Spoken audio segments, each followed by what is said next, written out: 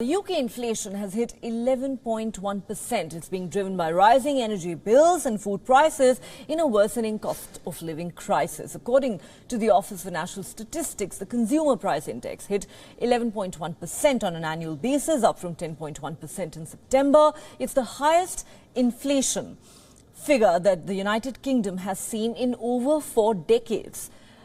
The Ukraine war is also a major factor behind the rising cost of living crisis in the UK. Rising prices have caused households and companies to cut spending, and this has led to expectations that the UK will enter a recession by the end of this year. Meanwhile, the UK Chancellor of the Exchequer, Jeremy Hunt, has said the government will set out a plan to tackle inflation, and this plan is likely to be unveiled tomorrow. He further blamed the aftermath of COVID and Russia's invasion of Ukraine for the rising inflation crisis in that country. Despite the UK government's energy price guarantee plan announcement, the gas and electricity costs are also behind the rising prices. The plan provides support to households in the UK for their bills through to April, but according to the ONS, without this help, the inflation figure would have actually gone to 13.8%. Meanwhile, Prime Minister Rishi Sunak has said tomorrow some tough decisions are going to be taken. I want to limit the increase in mortgage rates because that's also causing anxiety for millions of homeowners across the UK. And given that we're facing these global economic shocks, we are going to have to take some difficult decisions at home to protect ourselves against those and to start getting a grip of inflation, reducing it and limiting the increase in mortgage rates. All right, for more on this story, let's now go across to our correspondent Alex Izad, who joins us live from London.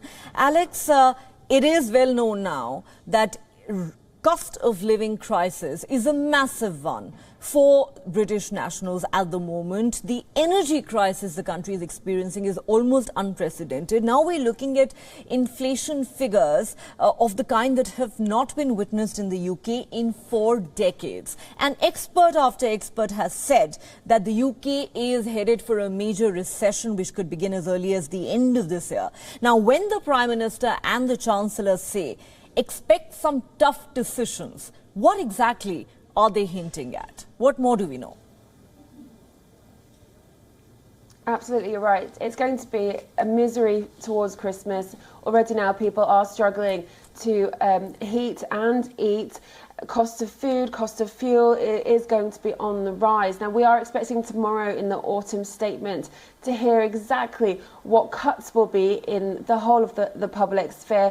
We do know that there's unlikely to be any rise in wages for the NHS staff that they've been pushing for, or public sector workers.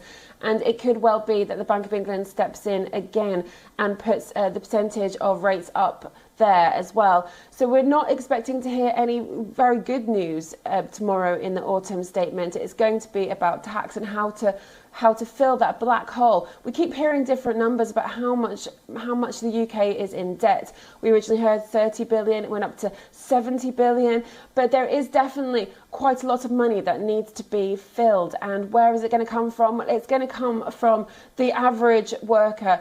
And although there are potential chances that higher paid workers will be paying more tax, it's still going to be hitting the middle class and people who have middle wages a lot harder.